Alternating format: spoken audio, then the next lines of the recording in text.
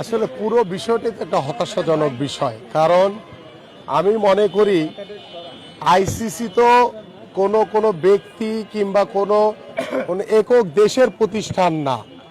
ICC হচ্ছে বিশ্বকাপ ক্রিকেটের সর্বোচ্চ সংস্থা।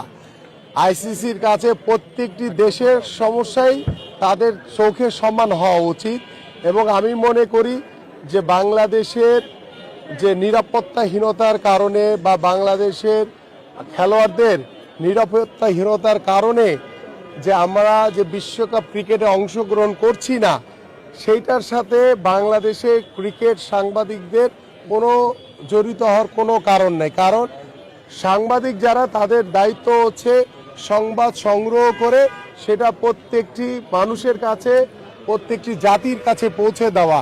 কিন্তু দুর্ভাগ্যজনক হলো সত্য যে আমাদের দেশে বা আইসিসি থেকে ঠিক তার ব্যতিক্রমটা আমরা দেখতে পেলাম, যে বিশ্বকাপ ক্রিকেটে বাংলাদেশ হয়তোবা নিরাপত্তার কথা চিন্তা করে অংশগ্রহণ করছে না, কিন্তু আমাদের সাংবাদিকরা কি দোষ করলো? তাদের তো কোনো দোষ নেই।